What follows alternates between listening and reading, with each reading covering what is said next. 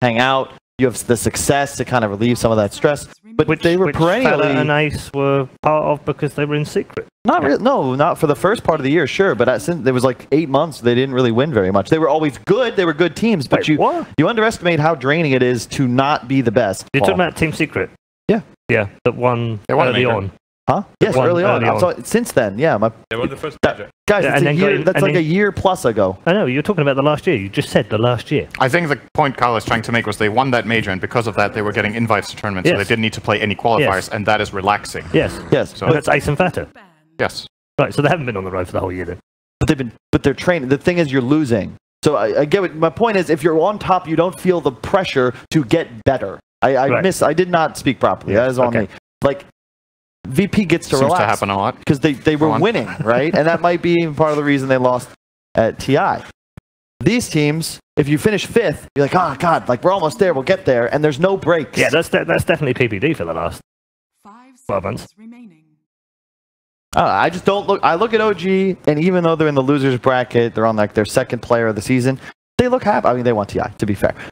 And they hardly played in the last 5 months. Everyone on NiP has made what? At least like, I think, I'll go with like 500 grand. Like, they're fine. They're doing good. But they're not, they don't seem satisfied.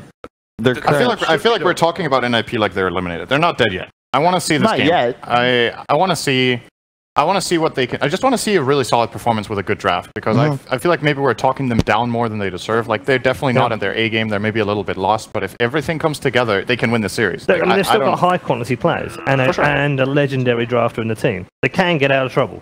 I believe all of the points Kyle made almost were very valid. One of them was very confusing. I'm not quite sure if he knew what he meant himself, but the other stuff was great. Usually I don't. It's just like his point about the player personalities or player playstyles and how they don't perfectly match, I can definitely see. It's something you can overcome with time and practice and building lineups that specifically play to your player's strengths.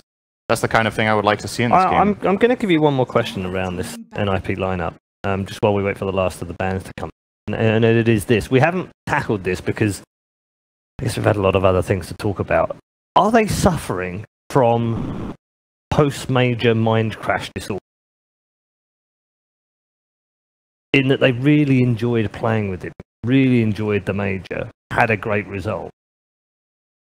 I've already heard Peter say, if Liquid ever decide, like, you know, they can't play with him anymore, we'll bring him in, no problem. And mind control is one of a kind. It's like, Oh, that's also what I heard. Yeah, I heard. Yeah, I said mind crash in the way that it was the mind crashing after the major. But it's, you know, are they suffering from that? Because they had such a good time with him. I know they've got 33 and he's a fabulous player, but they've had that great experience and then they've got to go back to... It's like, I don't know, Christmas Day, isn't it? When you opened all your presents and then actually have to leave them at your other parents and go home after. Are you asking this question or answering it? A bit of both. Look, it's...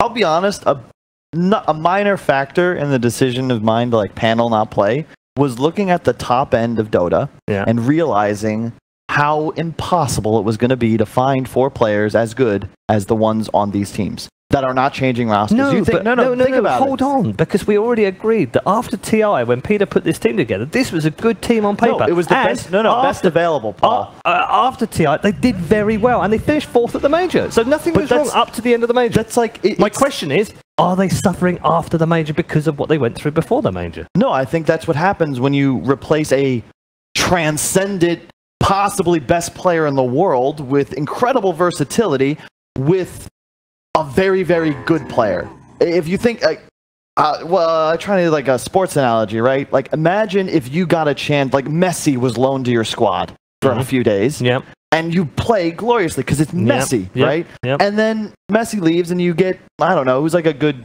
like a solid player, a star, but not the same. Yeah, no, I get it. That's why I'm asking. Yeah, it's not. So I'm asking, are they suffering from having enjoyed that, and then afterwards having to go back to normal? They might be, because it's kind of painful to know, like, I don't know how to compete with Liquid. When you realize that Mind Control has 4 other players, probably about as good as he is, it's pretty scary. Yeah. I mean, the thing you don't see is you don't know how much mind control contributes in developing strategies and in the draft with giving input and giving ideas. Because I think you put mind control in that last game on any of the heroes, they still lose. Like, it doesn't matter if that's mind control 33. So, but when you look across this tournament, I don't think NiP has had a very strong identity. So does Peter have more options with mind control? Yeah, and also more, I don't know, energy? Confidence? Around confidence? I don't know. I mean, that's all a guessing game. I honestly, I don't know. So I can't really say about that. But I feel like across this tournament, they have a bit lost their way. And the only thing you wonder is, well, if mind control is there, would he help them find the way or not? Because I think you replace the playstyle and the player and the individual performance of 33 with mind control in any of these games. I don't think it would have made a big enough difference. I will say, mind control is also an incredible influence on a team. He's good-natured. He works his ass off, and you know he's good. Not to mention, they went to that major after all this this stuff going down. You can't play with 33. He won't be able to make it into the country. They had hoped he could. He can't. And they're like, oh shit, can we even play? We'll use a ringer. Oh, we get full points. This is amazing. You're using a ringer. There's no stress. You look at this team. It's not carefree squad anymore. Yeah, indeed. Got our first Luna of the tournament, alongside an IO Oracle I was going to opener. predict that. That's a perfect pick. You buy BKB. This is a very different opening from OG. We don't very often see this IO Oracle together. This is a very defensive opener where you have two save supports, which is classic OG from a couple of years back. They kind of won majors with double saves. But it does limit your hero pool a bit for the other players. I think in this game, Topson cannot play Razor. He has to play something with a catch, stun, something. I'm looking at heroes like Kunkka, Crosswix Invoker again, if it looks good. There's already the Medusa. What about Monkey King? Monkey King can be an option. He's a good hero against Medusa, I think, so definitely... It's a Chinese counter. You just hop on top of him and drop the ult. Yep, worked very well in the previous games we've seen. But not so good anymore. No. And let's look at the positives for NiP. If you look at their draft this time, there's something here. Yes. They have teamfight, they have a clear centerpiece in the draft, they have good lanes. They haven't even picked their carry yet, but Lich can work well with heroes like Juggernaut or any stun, any aggressive carry. I'm feeling them way more. Yeah, they're using two, what's the blood type that fits with everything? 5 seconds remaining. Red? No, like OB negative, I think.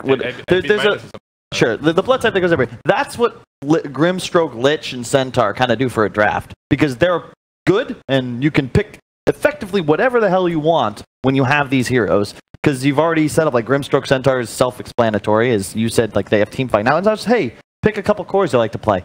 Yeah. And that's it. I mean, already now, this draft is better than the last game. No matter what OG pick, and no matter what NiP pick last, unless they pick some... they look specifically for the worst possible hero. Then this draft already, it looks way more. So I will almost guarantee you guys that this will be a better game than the last one. And NiP will look better. Yeah, I mean, it has to be for NiP. Of course, I would they have double to win. down on that. Will say I like the Luna. I understand they banned Gyro Huskar, but I think Luna is scarier for the NiP lineup than the Gyro. I just think IO Luna is crazy good. It is Luna very scary.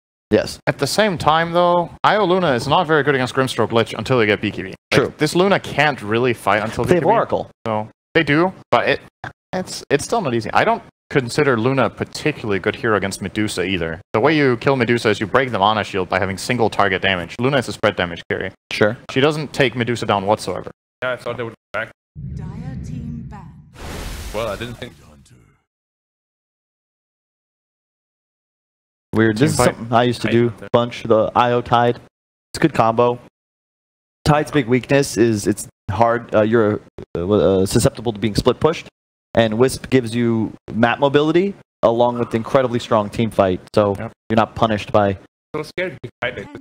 They didn't show the carry. Usually when Tide is picked, Void or carry matchup, I pick a Slark or Monk. I think NiP has the potential of winning all three. If they pick the right last hero. They even have the 10 pick here. They're going to pick a mid now. Probably against Medusa. I think OG might look for them. They want someone who's good against both Medusa and Centaur in lane. That's one option. It's natural. I just love seeing Monkey King with cores that will shred buildings if protected. So many, Monkey King Death Prophet was this Chinese cheese for a long time because you just pop the ult, run onto the high ground. When the enemy team looks like they might be feeling initiation, you drop the Monkey King ult and that's it. Like, you take the Rex, the end. And Luna does that even faster, especially with a Wisp. I could see it being very good here. I think you got to ban it if you're NiP. For OG, though, when you think about laning, I think Io Luna is not a very strong dual lane. If you play against an actual strong dual lane, you will suffer. I think Io Luna will not have a good time against Grimstroke Centaur, for example. You can't really take not. So you will probably have to try lane, and that means this Tide can get abused. There's many one-on-one matchups that Tide gets crushed in. There's some 2-on-1 matchups where you can barely get experience. And Medusa kind of stays afloat against almost anything mid. That's why I think OG's last pick has to pressure the Medusa, and maybe even try to force her out of the lane. You don't think OG can go Razor here? No, please no. I could see. I just don't think they're going to win against the Medusa. It's a good counter pick, but does it fit with their lineup? They have one stun in a Ravage, and, well, I lose. I think they could consider a Kunkka. Kunkka's good. To double down on the damage reduction, and I think Shadow Fiend is a possibility. The Invoker was a potential as well. Yeah. Which has been bad. I think that's their backup, and they go Monkey or SF. Monkey it is. It's a good pick. Yep. It's OG. Like that's the thing about OG, and why we're. They knew it. There we go. This is it, right? We can predict this stuff easily, not because we're like brilliant or smart. That's why we're on panel, but because OG has an identity. Yeah. So we always like to draft because it's what they like to do. NiP, I think, hit on the. This is what I've seen them win with. This exact stuff they've got right here in this game. This comes back to what you were saying before, Synderen, of finding not just the identity, but finding specific parts of the draft and what fits together, rather than we like this hero, this hero, and this hero. I think their lineup comes together way better this time. They have better lanes. They have some interesting matchups. They can try to get OD against Tide, which is really good with the Arcane Orb. That would put their Medusa against Monkey King, which isn't great, though. So I'm just curious what matchup they give tops and mid. If they put the OD or the Dusa there, and which other hero goes to a side lane. Yeah, the whole tournament, I think I would agree. This is potential to be the best game thus far of the tournament. I think that both teams are in their comfort zone. These are very good players, and it really is. I don't know who will win. It's going to come down to play, really, the tops and Monkey King. Because if he has a poor game, like, that's it. You lose. Pretty much. That hero can't really die a lot and win. I just don't know. Most of the time. Okay, which way? Can I go second? Synderen. I'll take NiP this game. I believe in it. Black. Wow. NiP as well? Man, I want to make up my points. I think, yeah, me too. I like NiP. I think that OD is so good against Oracle Tide, Luna. Like, they'll take this. Okay, all three have gone for NiP. Let's check in with our commentary team and see whether they agree. NiP have found some fans here on the panel. Have they found them in the commentary booth? I mean, honestly, I wanted to be unique in saying NiP, but apparently everyone is just on that train. And I got to stick with it. You're all unique. Like, you know what? I think we're in agreement. This is the best drop of some NiP, as you guys said. And Barda OD, last we saw that was visceral. I don't want to bet against that. All right. So both NiP? You in? Nah, I'm going to go with OG to make things interesting a little bit. And if a little bit of spice. No, you can't change your mind, Black. Guys, take it away. All right, thanks, Paul. So you're betting against everyone else. You're making up the points potentially here. Is it what is attracting you so much about this draft? Do you like Monkey King the most because it is a good pick here? I don't think Monkey King is gonna have an easy lane, but I believe in OG, NiP showed a lot of weaknesses during this whole tournament, especially in the previous game as well. But they have an amazing draft, and I think OD is gonna have a really nice time. But we saw Fate Beyond playing a Tide Hunter against the OD, and he went for a BKB after Vlad's. So this could be an item choice for Seb. Seb is known to get the right items to win a team fight. Sure, but when you think of Farda and the way he plays OD, he's not one of these guys that feels the need to go BKB. This type of game isn't necessarily he needs a BKB, so he's going to go super aggressive with things like the Yashikaya, the Phase Boots. We've seen Speedy OD and what it does in a game like this. And that's my biggest concern right now is this mid lane is going to decide it for either side, right? Because it's a Monkey King or an Outward Devourer. One of them is going to take control of this mid game. Trying to take control of the runes. DBD. He'll actually pick it up, and no tell. Needs an escape plan. The snake coming through, and it's enough to bring him down. I guess he didn't expect the Stroke of Fate damage. Well, you don't expect that at all. Like, how often do you see a Grimstroke take this at level 1? Yeah, I guess the reason why they're not getting Inkswell is you don't have that classic hero that goes in, Phantom Assassin, Anti-Mage in this kind of a tri-lane, put the Frost Shield, put the Ink Swell, he blinks in, you get a kill. Since it's Medusa, a ranged hero, so they're playing it differently. No, it's a fair point. If you're going to have the Deucer there, it doesn't work. Obviously, it does work quite naturally with the Centaur. And they are switching things up on the side of Ninjas and Pyjamas. Shifting their heroes around the map. Tolson and his voice line so typically. DPD, he's taking a little bit of flack up here because he's on his own against 2 heroes until his core arrives. And what do you see from this Lich Luna combo? Because typically we see... Oh, Lich against Luna rather. Because typically we see any hero that has short range suffer a lot against the Frost Shield, right? So they want to tri-lane against him. I think they should just leave a Tide Hunter, put the Eye on top, and their tri-lane should be okay. He's going to get low here. That might be enough. It's going to bring him down.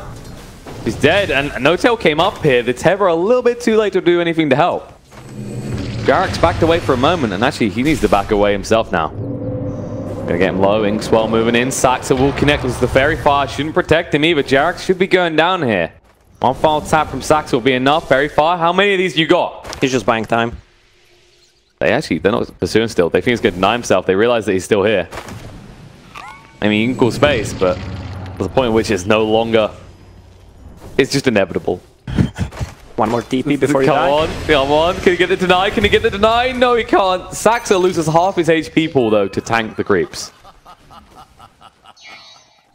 Nicely done. The best scenario Jarex could actually hope for was to just buy time there, as you said. Sadly, he was only able to keep one hero busy for a while. As the other had backed up to lane. And I think the frustration that Jarex is going to have is because they are stationing both the Lich and the Grimstroke here, you can only dispel one. You're unlikely to be able to get rid of both the Frost Shield and the Inkswell. I'm surprised how good the Monkey King is doing on a mid lane. And we could see movement from Jarex. He's level 1, uses Fortune's End just to remove the double damage from OD. Effective hero for this. Usually we do see mid lanes almost decided by double damages, so getting rid of that. TPing in is worth doing. I like when Seb is left in 1 versus 1 situation. I think he gets the most out of it. I mean, we're seeing already 19-2 in terms of CS, up against 10 on the Centaur. I expect Luna to get 2 points in Lunar Blessing. If they want to run this tri-lane, you get the more HP, more damage. More HP only on Io since he's hero. Yep, of course. Still, it's more damage for all, as it is the primary stat that gets increased here. There's some powerful combos that are potentially available to you with these type of things. Oh yeah, and get the magic stick. Everyone on this tri-lane, get a magic stick. Not like last game. You can just out-heal them. No Phantom Assassin in this tri-lane this time around, but still worth it nonetheless. And I think the thing we're going to see around this mid lane is Hobson, he wants to be ahead, he wants to start rotating eventually, while the difference for the Outward Devourer is he can just keep farming. Worst case scenario, he goes back to the jungle and can recover with big stacks. OD's not going to go to jungle. As they get levels, OD gets way more stronger. Yeah, I'm saying, like, if he ends up in a scenario where he's forced out of lane, though, right? Like, the thing about Monkey King is it's very hard to recover with that hero. Oh yeah, I mean, he can make a rotation. If he can't do anything on a lane, he's just stacking for himself. Well, to do so. Give it a try. Very easy for the Radiant side hero to do that now with that camp located so close to the mid lane. A little bit of aggression back and forth top, but so far, Seb is building a decent lead here. 34 at the top. Yeah, and I love what Seb does. Every single time. He brings Headrest just for some extra regen, extra stats on the lane. The problem is once they hit level 6, both Tide and Centaur gives way more since his ulti is global. Tide actually needs to be in the lane. That's the thing. Like, he can afford to be away from the fights a lot more than Seb can, is the argument. Especially if Seb does go into these kind of team fighting items, right, that we see, like pipes, for example. You might go for the Vlads for your team. Then he needs to be involved. Of course, Monkey King is the type of hero that can come to you. You have also got the global presence due to the IO. You can always relocate in the Luna. Bounties are up, and it's actually going to be a 2 apiece. No one taking advantage out of these bounties at the 5-minute mark. So far, everything pretty much even. Actually, exactly even in terms of levels at this point.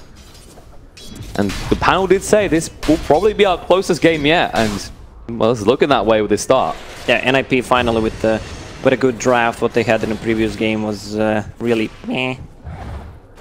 There was a lot to be desired. So who do you favor going to the mid game? Like if things say drawn, like there's no clear person moving forward in the laning phase. Like for team fight around 6 to 10 in terms of level, who do you think has the advantage here? I would still say OG if they use Tidehunter ulti correctly. It's all about the positioning, whether he's gonna be there or not. Would you say it's harder for OG to get that scenario than NiP? Because they're more of a run-at-me lineup, right? The problem for OG is they don't have the ways to start a fight, so they're gonna need to group up and take towers by force. Well, the side of Ninjas and Pyjamas, if this goes super late as well, they do have the potent combos of both the Outward Devourer that we've seen in the late game scenarios and, of course, the classic Dusa. But you can never say no to an Io Luna. A hero that can just melt your base once you get to the late game in a matter of moments. That's my favorite combo with Io. It's just so fast. Like, the hero is already naturally fast. You get benefits from that. At the same time, you do get tanked up now. And interesting looking tree being Astral there. Thompson will just move away. He needs to be careful. He's getting to the point where it's very hard to actually sustain your existence in this lane. Because while you might have even CS, he's expending a lot more on regen. Centaur ulti is up if they want to try to make a move, but Sock's up pretty low. They're pretty low in terms of HP and levels is the big problem. And Zax's living life on the edge. Did have a salve. But we can get up practically full. No Tail's pretty far out. The Phantom's Brace is going to be there. Needs to get rid of it very quickly. The Snake bouncing around as well. Maybe too late. The Tether comes out, but it doesn't save his life. And meanwhile, Jerax has been found by Fada. Just run him down, finish him off. No, the mischance on the high ground. The salve was enough. The Ravage is going to be there. Connects on the three heroes. Fada is turned around on and he falls. Stroke through. Is it good enough? No. He misses Jerax, who is going to salve up again. Another flask from Jerax. How many is he packing? Enough is the correct answer. I'm surprised Centaur didn't use his ulti there to save OD. It was interesting. Like, if he stampeded straight away, actually, you just get that kill, no problem. Now Ace being turned around on getting pretty low. Big one's going to come out. Now the Snake bouncing around. Tries to use Stampede, goes pretty deep, moves past them, rejoins his team. They do get a kill. Can't find more, though. Support's a little bit too under level to keep the pressure up. And Seb is now here running them through. The Anchor smash doing a lot of damage. Saxa is protected by the Inkswell as they back up. But the Bulls, they just smash him down and then the Lucent Beam finishes him off. This should be a kill. Another Gush is ready in a second. Yeah, LTV could be able to find. No Tail gets the final touch. And NiP, suddenly the aggression just ramps up more than they probably expected. Yeah, and we can see Jerax trying to collect the XP on the bottom. Has Boots of Speed. Centaur not fast enough to catch him. The voice lines definitely fit this moment. Just walking around in circles, and you know when you're the coordinator support, they're the one favor Thompson. Oh no! He cut the tree, and as a result, Fada was able to see and get the final touch. That tree being down, working against Thompson this time, so Fada does get a solo kill, and despite what happened in top, there is a gap building between the two mids here. 600 gold between it right now, but that's going to escalate pretty quickly now. All the while on the bot lane, 33 left to his own devices to try and take this tower. Taliate has helped him a lot.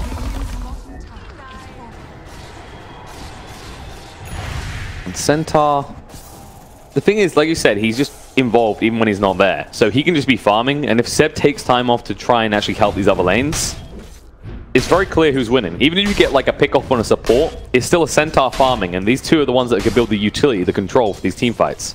Yeah, I'm surprised about the item choice on Monkey King. He wants to go for Maelstrom as a first item. I mean, usually you see on Monkey King Echo Saber, then a BKB if needed. Also, Diffusal Blade is the boss item this game against the Medusa, Mana Burn, and if you jump on a Lich or a Grimstroke, they have no ways of escaping, so it's a guaranteed kill. I think it's a balance between farming and fighting. Like, I'm not even sure an Echo Saber does enough for you here, right? Because the Stampede is there, Inkswell, Frost Shield, all these ways of just frustrating any attempt to jump on someone. BBD protects himself with the Frost Shield. No Tail turned around on the Inkswell coming in now, and well, it will be separated. The Phantom's Embrace actually going to banish him. The Astral should be enough to finish him off. Bounty's being picked up as well. Then NiP get a kill and 3 of the runes. OG, they let up the pressure a little bit, and all of a sudden NiP start to move out on the map again. also a regen room for PBD, so he'll just heal up fine. 33 is moving close to the mid lane here. Has a Stampede available and he can cut a tree. Tops needs to be careful. He will see this now. The thing we didn't mention is this is a position 5 IO, so he's not gonna get many items. It's not gonna be that effective. That's a fair point here. Grimstroke not really here. You want to be playing as 5. Seb stomps on 2. He has got the Ravage Spell. He's going to throw it out right now. Now the Stampede coming in. Fada should be able to move away, but RTV arrives. Now the Astral a little bit too late as the Eclipse had gone off. Fada will fall. The rest should make it out here, but NiP lose. I'd say is definitely the most valuable hero in game and most definitely in net worth at this stage. A lot invested for OG as well, though. The Ravage and, of course, the Eclipse. But now they can push on this tier 1 in the mid. Seb has a full mech, no Ravage. I'm not sure if they can take this tower. Probably not. They're going to contest. PPD is still level 5. He needs 6, but he's nowhere near. Almost a full level away from it. Our Devourer has arrived. Moving in. He has got the Silence Eclipse to work with. Astral's going to come out. They caught one target. Here's the Luna. 33 moving in. He gets the triple stomp as big Silence Eclipse goes down. Thompson dead. RTV follows and Seb. Low on HP and no escape plan. Double kill for 33. Beautifully done by NiP. They'll turn around and take the tier 1 from the side of OG. And that's going to be a Blink Dagger on a Centaur on top of Lad, so they can start playing more aggressively. That's the initiation that they need besides the Stampede. OD has Kaya finished. And this was the point at which we usually saw the Fada OD just take control. As once he has that Kaya, so much more damage to work with, essentially. Becomes a problem. Great first Silence Eclipse coming out in that mid lane as well. Catching all the important heroes, all 3 cores of the side of OG. And the supports, they were just desperately trying to find a little bit of level, a little bit of XP in the sides. Here's the replay. PPD uses Frost Shield to slow all of them down. And that Astral, long range reach. And they wanted to protect the Luna. This is the thing, there was a mistake they made. They were trying to bodyguard. Cost them a lot more in the end. Kind of hero syndrome, right? Sometimes you just think maybe you can turn around, maybe you can buy enough time to move out, and cost you 3 times what it would have originally. Yeah, and the Medusa is where she likes to be. Yeah, in a triangle, farming, the Centaur and OD can buy enough time for Medusa. Even though they have a vision of Medusa, I don't think they can do anything without the Ravage. So OG will need to take this super late game. And this is the thing I like about the Juice pick in this sort of draft, is you've got enough to enable in the mid game that you can buy time for Seb. Gonna go for TP away, but too late. The Stomp is gonna connect with his face. And now, that's just free in for Fada as he tries to walk away. He's just beating up the stacks. Heal up all you want. He has got the Ravage, but he's got no way of turning around right now. Monkey King's waiting nearby, but it's not worth it. Popson will just stand in the trees and watch his comrade fall. This is the frustration, though, when you're playing a Monkey in this scenario. You don't feel like you're actively doing anything, right? You're just existing, keeping vision. Never able to find an opportunity to fight. You can just try to creep, skip, buy some time. Luna and Io are playing together, so there's always a threat of a relocate plus... That's going to be there now. They commit it. Way too late, though. 33 is going to be held up on the spot, but can you do enough damage? They don't want to commit up to the high ground because they can't see the OD. Well, they can actually. They've got ward. They see everything. They know the Deuce is nearby as well. They're deeping top. They want to catch them on reload back. Yep. Sacks his way in. There it is. Soulbind on the 2 to stop the double edge. A lot of damage being done here. Luna going to try and stand their ground against us. The heals are good. Clips does come out, and now they're just going to tank this up. 33 says, hell no, am I leaving? We getting these kills. And both heroes from OG will die as they return to the top lane. Nicely done by NiP. Fada. He's waiting invis. Pops in. There's no escape from this. You can balance strike all you want. It's not going to buy enough time. The final hit comes out. Signs Eclipse. He dodges it. He manages to get away. The mischief saves his life. Perfectly timed. He kept his eyes on that animation. If it wasn't for that, he most definitely would have been dead right now. What a spell. It's like, you know, kind of, if it worked against projectiles is one thing, but anything, flat out anything you can dodge. Frustrating moment for Fada, but still has his top spot on the net worth. There we go. I get to see this fighting. I mean, this is Eclipse being used. This is the other thing to point out. This is Luna's means to fight at this point in the game, and it doesn't get anything.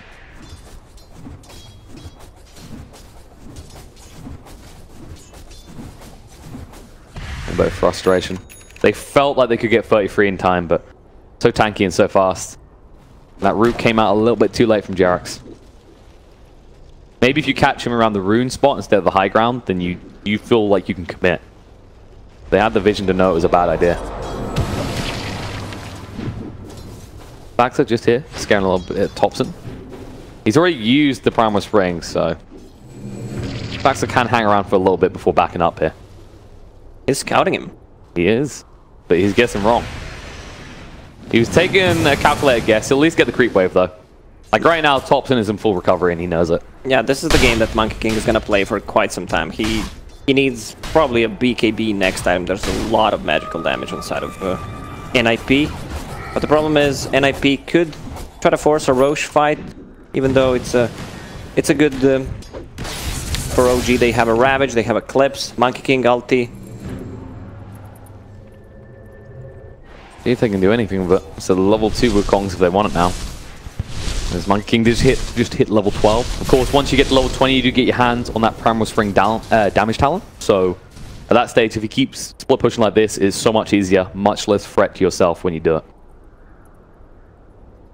The alternative is Boundless Strike damage, though. So I think he's probably going to lean towards the Boundless Strike damage just because he's got his hands on the Maelstrom already.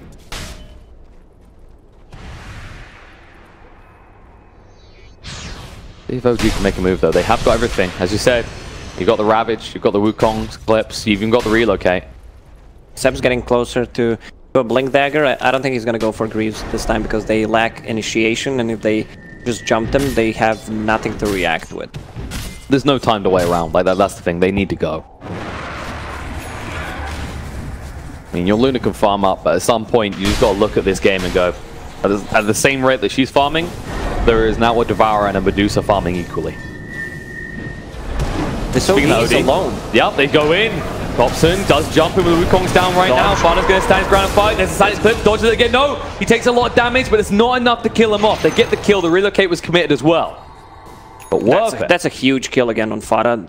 Not a place to be. There's no one from your team behind you. No one to save. This time, No Tail comes back alone. He knows there's probably someone in the neighborhood, and they were waiting. No big target for them, but AltTV will relink up. I think once they get Luna on level 12, with level 2 Sanity, they could fight. We didn't talk about the Medusa, Manta style completed, or continues to farm on top of a network chart. There you go. He didn't quite dodge the silence in time, but it didn't matter. Luckily, he had reinforcements there, and was just smart enough not to die. Johan, happy to see that one payoff. There's only so many times in this early game you can have relocates fail on you before you just feel like the world's against you. Yeah, and both supports inside of OG got themselves to level 10, so XP gain talents are online. 20%, Oracle with the 25. Good point. Sometimes XP difference between the supports can make all the difference, in this type of game especially. PPD almost has his level 10. Nothing too great for him. Grimstroke should already have the GPM online though. So while one team goes for XP, the other goes for gold. And you already see it in the net worth as Saxa is up to 5k net worth. Yeah, Heaven's Halberd is going to be the boss item if Seb wants to get it against Medusa, against the OD. Seems like the prime choice item in this type of game. Thompson? This is not the place to be. Fada's going to arrive and I'm not sure you can escape this time, Thompson. No way out. I mean, the Astral was always available. Oh, he got enough money to buy Mithril Hammer. Oh, he didn't do it. Oof. Okay. A mistake from Thompson there. This sometimes happens. He didn't quite see Fada walk in. But the TP was the interesting part. I mean, he didn't really have any other choice. He got exactly 1,600 gold. Before he died, he could have get it. Now he's 250 short. Well, maybe you could have said worth if you had bought out, but as a result of that, you lose your life, you're going to lose the tier 1 top. A little bit more control They're on the map. Still going to try to fight. Medusa is showing on a mid lane. Ravage is online. Saxa's not the target to enter for, though. They will get him, but they won't find anything else. Maybe TP's out. 33 will make his escape in time, and OD just walks away. All in all, you take that trade, though. Grimstroke for a tier 1. The gold exchange is favorable for NiP in that scenario. And at the same time, because your opponents have taken these XP talents, they're not necessarily getting big chunks of XP out of They're kills gonna like go that. in the Roche pit. Interesting move. Grimstroke down for 10 seconds. They do it fairly fast with the IO plus the Luna. They don't know about this. Monkey King is showing on a mid lane. Double damage picked up on a Centaur. They're in the neighborhood though. I'm not sure if this is quick enough. They know. Can. 33, he's going to go in right now. Blinks in. Inkswell's going to be in. Stomp as well. Connects on the 2. No tail. Saved by the false promise. Ravage comes out. Only connecting on 2 though. And the Medusa, they can't go. They're too far away. Seb, held down by the Soulbind. Phantom's Race keeps him silenced up. He's going to fall. And OG, you could feel that was taking way too long. And NiP quick to respond. They didn't have enough damage and they can't force a fight when there's no Ravage. But that's a free Roche for NiP. They will happily take that freebie. Pops in the tree. Wukongs goes down. It's going to be a stampede to try and get away. 33 will make his escape, but barely. Low on HP. Egg is picked up. Now the gaze coming out from Ace just to zone them out. Make sure there's no sort of rebuttal after they pick their hands onto that Aegis. They need more items inside of OG. Luna getting closer to her BKB. Monkey King also. I'm just looking at it right now, and I mean, the Monkey King, there's going to be a period of time where you have to fight. If he gets that BKB and there's not a high impact fight for OG, I feel like he's just kind of caught out of the game. Oh no, the tree! 33! He saw it perfectly! Well, that is definitely not the route to recovery for Thompson. They had vision. The Observer just about clipped him. I mean, you just don't expect that to happen. You don't expect someone to just blink right next to you and cut a tree. Especially when you're in a split push like that. Beautifully done nonetheless. As a result, Thompson, he is now the poorest core in this game. Seb is next to him though, 500 gold difference between the two. And I'm sure we're probably going to see a Spirit Vessel being picked up by the Grimstroke. It's a pretty good item here, right? With the eye on the table, the Tide. Luna as well, Monkey King, yeah. Monkey King especially, yeah. Cripple their lifesteal. They found another kill. Seb can't escape from this. Inkswell's out. Phantom's Embrace as well. Barter hits a little bit too damn hard. Paxa does get the final touch though. Nice extra chunk of gold in his chest. But this is the power of the Yashikaya with those phase boots so fast on this OD. They need level 15 on IO. They're farming pretty quickly. Luna level 14 with the XP gain talent. They should be able to grab it mid tower. They're gonna defend it.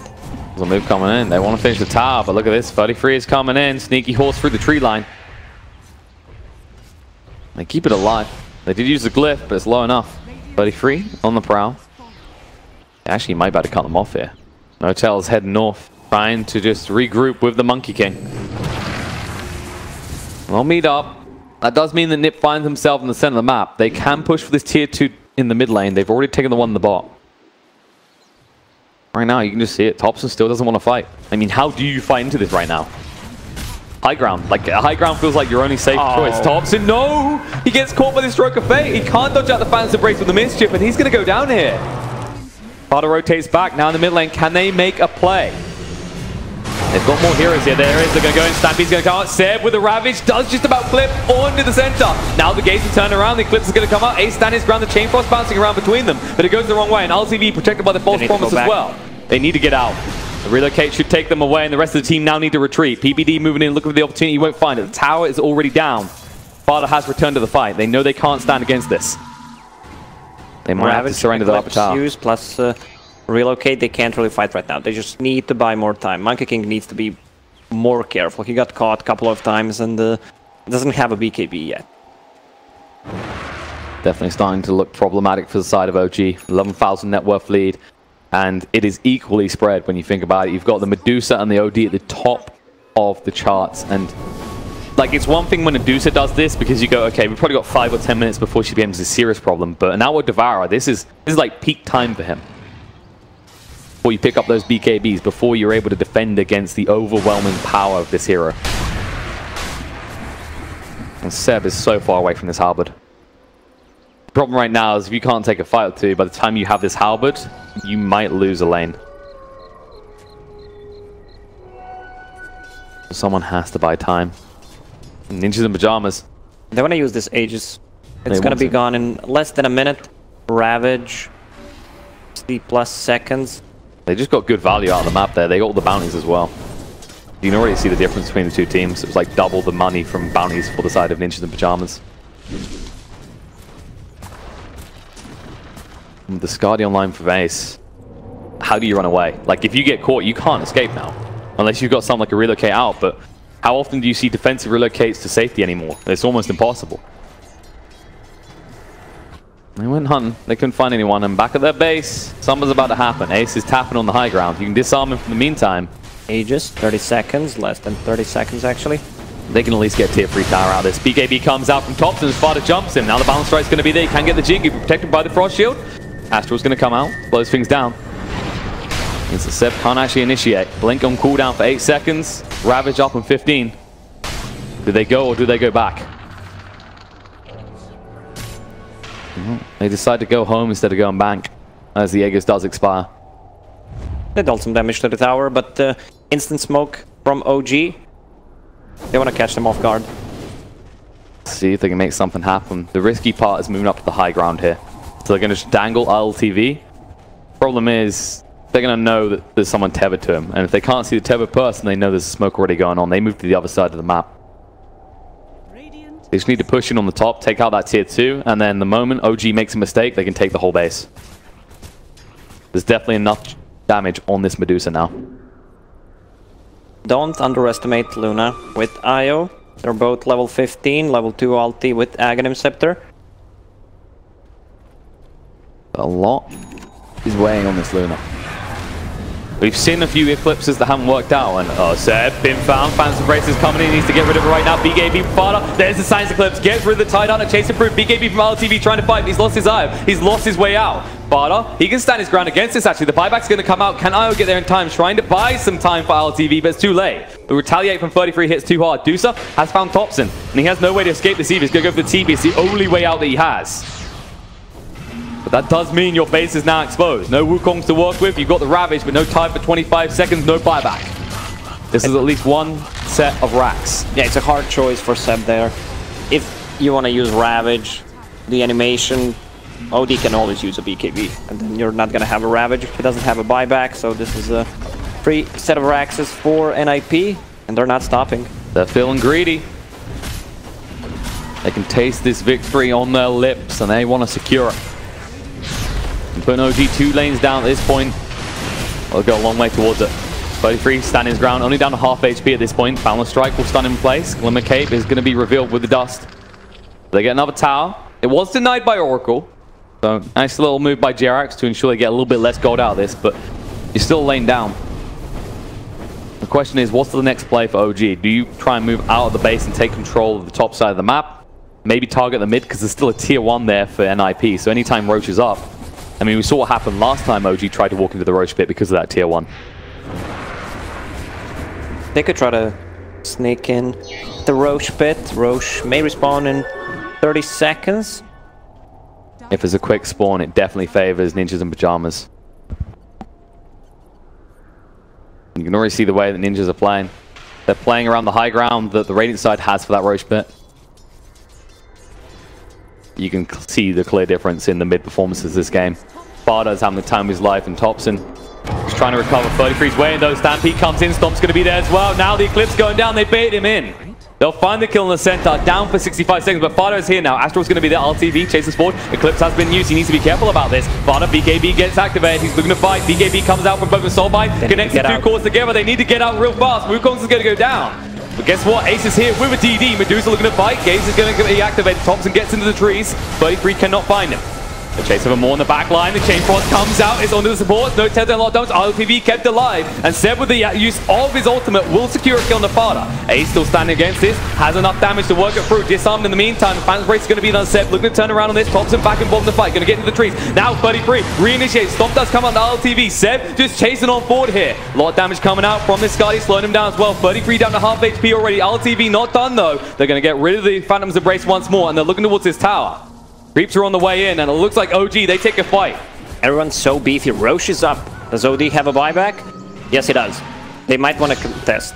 Reload. No tail. Oh, no They tail. try for the runes. PPD, can he do enough damage though? That's the real question. No Tail's going to get very low, but he will be able to tether away. Seb is his hero in the middle of the day. Audi was extremely greedy there. Did not want to pop the ulti. At least get 1, maybe even 2 kills. If not that, he could have just burned the mana. Result, OG able to get out on the map. They aren't able to go for the Roach though. 25 seconds until Outward Devourer is up. They're reluctant, especially without that shrine there, to allow them to get quickly back into the Roach fights. Nice use of the Eclipse. Perfect bait coming out from OG there. Because 33 has been making those sort of moves all game so far. How much in did they have? 16? Not an extremely high amount. But the heroes you're up against don't necessarily get a lot of in. He TB'd across. Nice move by PPD he had though. More. He had like 30 intelligence at that point. Ooh. 28. They get split up a little bit too much. PPD was buying a lot of time at the back line there as well. That looked very dire for the side of OG, considering the 2 cores were stuck alone. Oh, look at Luna. Divine Rapier queued up. Alright. When in doubt? Once you get a Divine Rapier, you're a Divine 1 player. Is that how it works? Yeah. Only Divine 1 though. If you get 2, you're Divine 2. What about more? I don't think I've seen more than 2 Rapiers lately. Alright, so if I get 6 Rapiers, do I get them all? Yeah. Alright. But not a number. What do I have to do for this number? Oh, Thompson jumping in. BKB, Wukong's is down. Roach on half HP. They're going to move away with the Stampede. The Soulbind holds the 2 together. They can't do the Roach quick enough. They're going to try and move him right now. The Chain Frost's going to be there. 2 of them, in fact, because of the use of the Soulbind. LTV has to activate the BKB. Going to be healed up right now. The game's going to be there. Can they get the Roach? They're going to get him low. No. There's the use of Sands Clips. No Tail's going to be down. No. This stun coming out from Roach. LTV, he can't finish it off in time. The Astral's going to be there to lock him in. Seth, he has to run for the high heels, but he can't fast enough. The stump's going to be there. Ace, he picks up the Aegis. LTV hits the deck, and Seth will be joining him. The only hero remaining is Jerax, who had to buy back anyway. What is this decision making? They were trying to hit the Roche, get the Aegis, but it was not very effective. I don't know. I mean, it's the problem when you use Monkey. This is just game. They're gonna finish. Yeah, they're just gonna go. They know the buybacks have been committed. They know there's no way for OG. And while OG refused to say GG, I don't really see any other way for this to go. So this buys you a little bit of time. You got the Eclipse. If you can buy 30 seconds, Monkey King up in 15. He does have the Wukong's command in about another 30.